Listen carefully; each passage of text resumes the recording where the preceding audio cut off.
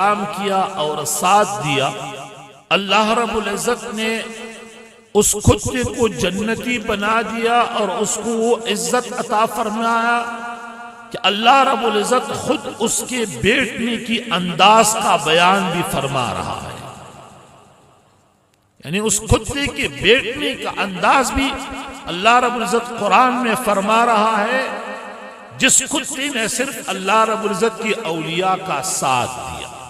نجات اس میں ہے کہ ہمارا وفا ہو دین کے ساتھ، نجات اس میں ہے کہ ہمارا تعلق ہے وہ رسول اکرم صلی اللہ علیہ وآلہ وسلم کے ساتھ، ہماری لا تعلقی دین کے ساتھ، شریعت کے ساتھ، پیغمبر کے ساتھ اور اپنی رب کے ساتھ اس حد تک بڑھ چکی ہے کہ کبھی کبھار ہم اللہ رب العزت کے خاص بندوں کو دیکھتا ہے یا جب اپنے رب کی وہ بندوں کو دیکھ رہا ہے جس پر نور کا نزول ہوتا ہے، فیض جاری ہوتا ہے، وہ تڑپتے ہیں، پڑکتے ہیں، تب ہم تعجب کرتے ہیں، حیران رہتا ہے. وجہ کیا ہے؟ دین سے تعلق اتنا کمزور ہے کہ کبھی اس لوگوں کو دیکھا نہیں ہے جو اللہ رب العزت کے عشق اور محبت میں مستانوار رقص کر رہا ہے. اس کو کبھی دیکھا نہیں. کبھی ہم نے اس لوگوں کو نہیں دیکھا جو اپنی رب کا ذکر اس انداز سے کرتا ہے جس انداز پر حدیث مبارکہ ہے کہ خدا کا ذکر ایسا کرو کہ لوگ آپ کو ریاکار کہے یا لوگ آپ کو پاگل کہے. ہم نے اس لوگوں کو دیکھا نہیں. وجہ کیا ہے؟ تعلق دین سے اتنا پختہ نہیں ہے کہ ہم نے اسلام کا، شریعت کا یا ذکر خدا کا یا تعلق مع اللہ کا ہر انداز مطالعہ کیا ہوگا. اب نہیں دیکھا ہے تو الناس اعداء لما جہلوا، لوگ دشمنی کرتے ہیں یا دشمن ہوتا ہے ہر ان چیز کا جس کے علم اس کو نہیں ہوتا ہے. ہماری تعلق کمزور ہے خدا کے ساتھ. آپ کو پتہ ہوتا ہے کہ ہم میں سے کئی لوگ شرم اور عار محسوس کرتا ہے کہ اگر وہ لوگوں کے درمیان میں بیٹھ کر جہر پر، بلند آواز پر، اونچی آواز کے ساتھ خدا کا ذکر کرے، لیکن وہی آدمی کوئی گانا ہو، کوئی فسق و فجور ہو، کوئی غلط باتیں ہو، وہ سب لوگوں کے سامنے بآسانی کر سکتے ہیں. وجہ کیا ہے؟ وجہ یہ ہے کہ تعلق مع اللہ کم ہے، خدا کے ساتھ تعلق کم ہے، دین کے ساتھ تعلق کم ہے، شریعت کے ساتھ تعلق کم ہے. اگر ہمارا تعلق دین کے ساتھ ہو تو پتہ اس طرح لگے گا کہ دین کے ساتھ تعلق اس لوگوں کا ہوتا ہے جو دیندار لوگوں کی مجلسوں میں بیٹھتا ہے. اور اسی کا حکم اللہ رب العزت بھی دیتا ہے کہ تم بیٹھو اس لوگوں کے ساتھ جو صبح و شام خدا کا ذکر کر رہا ہے. ہمیشہ اس لوگوں کے ساتھ بیٹھو جو صبح و شام خدا کا ذکر کر رہا ہے. اب چونکہ ہم خدا کے اس حکم کی پابندی نہیں کر رہی ہے، اس لیے تو ہمیں تعجب آمیز ہوتا ہے جب کسی کو دیکھتا ہے کہ عشق خدا میں اس پر لرزہ طاری ہو جاتا ہے. وہ گرتے ہیں، اٹھتے ہیں، دوڑتے ہیں، چیختے ہیں، چلاتے ہیں، اور اللہ رب العزت کی نور کی وجہ سے، ورود فیض کی وجہ سے، تعلق مع اللہ کی وجہ سے اس پر حالت طاری ہوتا ہے. وہ حالت جو صحابہ پہ ہوتا تھا، وہ حالت جو انبیاء پر ہوتا تھا، وہ حالت جو غوث پاک رحمت اللہ تعالیٰ علیہ کی مجلس میں ہوتے تھے، اور ایک ایک وقت میں 7 جنازے اس حالت اور اس کیفیت کی وجہ سے اٹھ جاتے تھے.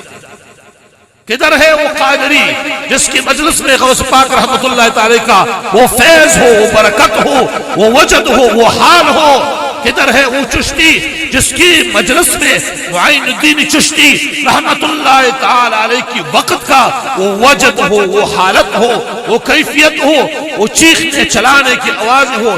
یا وہ کدھر ہے وہ شریعت کے متبع جو رسول اکرم صلی اللہ علیہ وآلہ وسلم کی مجلس میں لوگوں کی چیخ و پکار اس حد تک بڑھ جاتے تھے کہ آخری لوگ اس کی حضور صلی اللہ علیہ وسلم کی آواز نہیں سن پاتے تھے؟ کدھر ہے وہ لوگ؟ کدھر ہے وہ طریقت کے لوگ؟ کدھر ہے وہ شریعت کے لوگ جو یہ حالت کو نہیں دیکھا ہے تو وہ حیران کن ہے، اس کے لیے عجیب لگ رہا۔ تو راہ نجات تعلق مع اللہ میں ہے، اور راہ نجات صدق و وفا میں ہے۔ راہ نجات وفا میں ہے، وہ وفا جو ہم نے عہد کیا ہے دین کے ساتھ، عہد کیا ہے رسول اکرم صلی اللہ علیہ وآلہ وسلم کے ساتھ، دین پر، شریعت پر، دین پر، اتباع شریعت پر۔ اور نجات کس چیز میں ہے؟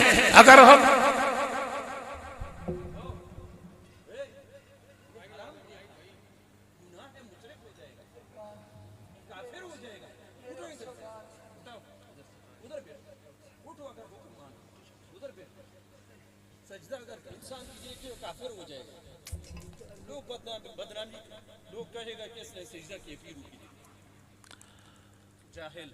صاحب مبارک اس آدمی کا تربیت فرما رہا ہے، اس آدمی نے سر جھکا کر ادھر رکھ دیا، یعنی تقریباً حالت سجدہ کی طرح ہو گیا۔ اگر یہ ایک انسان غیر اللہ کے لیے، خدا کے علاوہ کسی اور کے لیے سجدہ کرتا ہے، اگر صرف تعظیم کے لیے بھی کرتا ہے، پھر بھی حرام ہے، پھر بھی گناہ ہے، پھر بھی غلط ہے۔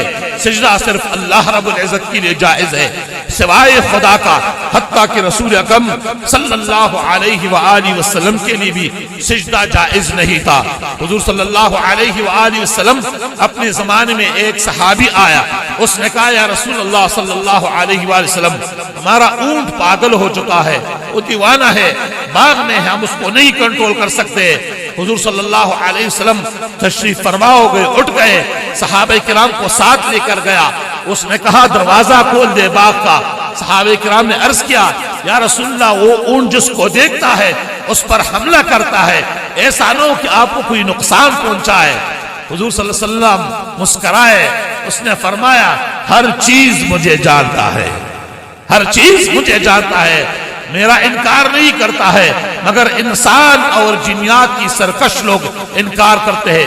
دروازہ کھل گیا، اونٹ آخری باغ کی آخری حصے میں کھڑا تھا۔ حضور صلی اللہ علیہ وآلہ وسلم کو دیکھا، سر جھکا کے با ادب ہو کر حضور صلی اللہ علیہ وسلم کے سامنے آئے، اور اس اونٹ نے حضور صلی اللہ علیہ وآلہ وسلم کے لیے سجدہ کیا، تعظیماً سجدہ کیا۔ حضور صلی اللہ علیہ وسلم نے اس کے کو پیار کیا۔ حضرت ابو بکر صدیق رضی اللہ تعالی عنہ نے عرض کیا یا رسول اللہ صلی اللہ علیہ وآلہ وسلم، یہ اونٹ ہو کر آپ کو سجدہ کرتے ہیں، ہم کیوں نہ ہم بھی سجدہ کریں آپ کی تعظیم کی خاطر۔ حضور صلی اللہ علیہ وسلم نے فرمایا سوائے خدا کے کسی کے لیے سجدہ جائز نہیں ہے۔ اگر سجدہ خدا کے علاوہ کسی کے لیے جائز ہوتا تھا تو میں عورتوں کو حکم دیتا تھا کہ وہ اپنی شوہروں کے لیے سجدہ کریں۔ فلہذا سجدہ نہ کسی قبر کے لیے جائز ہے، نہ کسی مرشد کے لیے جائز ہے، نہ کسی نبی کے لیے جائز ہے، کسی سوائے خدا کا کسی اور کے لیے کسی صورت پر سجدہ کرنا جائز نہیں ہوتا ہے۔ اگر تعظیم کے لیے ہے پھر بھی حرام ہے، اگر عبودیت کے لیے ہے تو پھر تو کفر ہے۔ تربیت ہو رہا تھا اس آدمی کی، تو بات ہو رہا تھا نجات کا۔ نجات کس چیز میں ہے؟ نجات اسی میں ہے کہ شریعت کا اتباع ہو۔ ہماری تصوف اور سلوک شریعت کی اتباع پر ہے۔ آپ یہ مت سوچیں کئی لوگ نئے ہیں، وہ جب لوگوں کی تڑپنا پڑکنا دیکھتا ہے اس کو عجیب لگ رہا ہے، کیا تم کیا فکر کرتے ہو؟ ایک انسان صاحب حیثیت، صاحب جمال، صاحب حیثیت و عقل کس طرح کر سکتا ہے لوگ کے درمیان میں کھڑے ہو کر کبھی اٹھے کبھی بیٹھے کبھی گر جائے؟ یہ مشکل کام ہے، لیکن اس حالت پر اس آدمی پر ورود نور ہوتا ہے، اللہ رب العزت کے فیضان کی ورود ہو جاتا ہے، ادھر مرشد کے سینے سے اس کی طرف فیض منتقل ہو رہا ہے، تب اس پر وہ حالتی وجب طاری ہو جاتا ہے جس کے بارے میں قرآن ناطق ہے، احادیث موجود ہے، تقشعر منہ جلود الذین یخشون ربهم، اسی طرح آیات موجود ہے۔ موسیٰ علیہ السلام پر یہ حالت طاری ہوتا تھا، صحابہ کرام پر ہوتا تھا، اولیاء کرام پر ہوا ہے، اور پچھلے جو بڑے مشائخ تھے، غوث پاک رحمت اللہ تعالی، معین الدین چشتی رحمت اللہ تعالی، شیخ شہاب الدین سروردی رحمت اللہ تعالی، اور شاہ نقشبند رحمت اللہ تعالی، کبار مشائخ کی مجالس میں یہ حالت طاری ہوتا تھا۔ چونکہ آج ناپید ہے، کئی لوگوں کی مجالس میں نہیں ہوتا ہے، فیض سے محروم ہوتا ہے تو ابھی آپ لوگوں نے دیکھا تو اس کو تعجب آمیز مت سوچو۔ کہنے کا مقصد یہ ہے کہ تعلق مع اللہ ہو، اگر خداوند متعال کے ساتھ تعلق ہے تو پھر تو اللہ رب العزت انسان کے لیے ہدایت کا راستہ بھی کھولتا ہے۔ اگر اللہ رب العزت کے ساتھ تعلق کم ہے تو پھر ضلالت اور گمراہی کا راستہ آ جاتا ہے۔ بس سوچنے کی بات یہ ہے کہ کون لوگ ہے جس کو خدا پسند نہیں کرتا ہے اور وہ کون لوگ ہے جس کو خدا پسند کر رہا ہے۔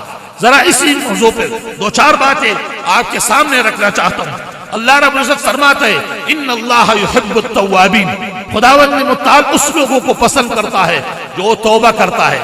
حضور صلی اللہ علیہ وآلہ وسلم کا فرمان مبارکہ ہے توبہ کرو، میں دن میں 70 مرتبہ توبہ کرتا ہوں۔ کیا ہم بھی توبہ کرتے ہیں؟ کیا ہمیں بھی اپنی گناہوں پر ندامت ہوتا ہے، اپنی خطاؤں پر ندامت ہوتا ہے؟ تو خدا کس کو پسند کرتا ہے؟ وہ جو بہت زیادہ توبہ کرتا ہے، یعنی ہر گناہ کے بعد انابت ہو، رجوع ہو خدا کی طرف۔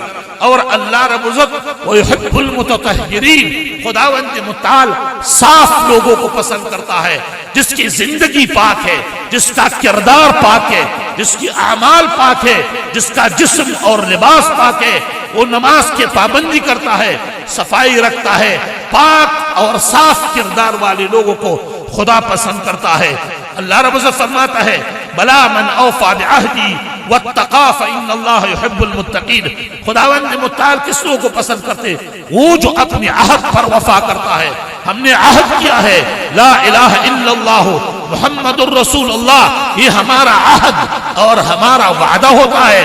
عہد ہے کہ خدا کے علاوہ کوئی خدا نہیں، اللہ کے علاوہ کوئی خدا نہیں ہے، اور محمد الرسول اللہ صلی اللہ علیہ وآلہ وسلم کو قبول کیا ہے بطور یہ کہ آخری نبی ہے، خاتم النبیین ہے، اسی پر نبوت ختم ہے، اور اس کے ہر ایک بات کو ماننا ہے۔ یہ ہمارا عہد ہے۔ جو آدمی اپنی عہد پر وفا کرتا ہے خدا اس آدمی کو پسند کرتا ہے۔ اور اللہ رب العزت پسند کرتے ہیں اس لوگوں کو الذین ينفقون فی السراء والضراء، وہ لوگ جو چھپ کے بھی صدقات کرتا ہے، جو کل کے بھی صدقات کرتا ہے، یا الفاظ دیگر یہ کہ جب اگر اس کا ہاتھ تنگ ہے پھر بھی خدا کے راستے میں دیتا ہے، اگر ہاتھ میں زیادہ کچھ ہے پھر بھی خدا کے راستے میں دیتا ہے۔ اور فرماتا ہے والکاظمین الغیظ، خدا اس کو پسند کرتا ہے جو اپنے غصے کو کاتا ہے، اپنے غصے کو کنٹرول کر رہا ہے۔ خداوند متعال اس لوگوں کو پسند کرتا ہے والعافین عن الناس، اور جو لوگوں کو معاف کر دیتا ہے خدا اس لوگوں کو پسند کرتا ہے۔ کیا ہم بھی غصے کے مقابل میں غصہ کھاتے ہیں یا نہیں؟ جو ایک بولتا ہے ہم دگنا بولتا ہے، جو ایک غصہ کرتا ہے ہم کئی گنا زیادہ کرتے ہیں۔ حضور صلی اللہ علیہ وآلہ وسلم کے صفات اور سیرت میں ہے، پچھلی امتوں کے لیے بیان کیا گیا تھا، پچھلے کتابوں میں تورات میں انجیل میں آیا تھا کہ حضور صلی اللہ علیہ وآلہ وسلم کا ایک صفت ہی ہوگا کہ جب اس کے مقابل میں جتنا غلظت اور سختی کر دیا جائے گا اتنا اس کا شفقت اور رحمت بڑھتا جائے گا۔ یہ حضور صلی اللہ علیہ وسلم کا صفت مبارکہ ہے۔ اگر یہ صفت کسی میں آتا ہے تو سمجھو یہ تعلق مع اللہ ہے، یہ تعلق مع الرسول ہے۔ خدا اس لوگوں کو پسند کرتے ہیں۔ ہمارا کردار مختلف ہوتا ہے، ہم غصے کے مقابل میں غصہ، گالی کے مقابل میں گالی، مشکل کے مقابل میں مشکل، عفو نہیں کرتا ہے۔ جب جرم کسی پر آ جاتا ہے سزا یا اس کے لیے مشکل اتنا ہی پیدا کرتا ہے جتنا اس نے پیدا کیا تھا۔ خدا اس کو پسند کرتا ہے جو لوگوں کو معاف کر دیتا ہے، اور جس میں یہ صفات ہو، یعنی حالت تنگی اور آسانی میں خیرات، اور اپنے غصے کو کھانے والا اور عفو کرنے والا۔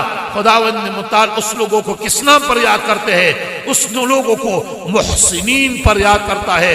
واللہ یحب المحسنین، خداوند متعال پسند کرتے ہیں محسنین کا۔ اب یہ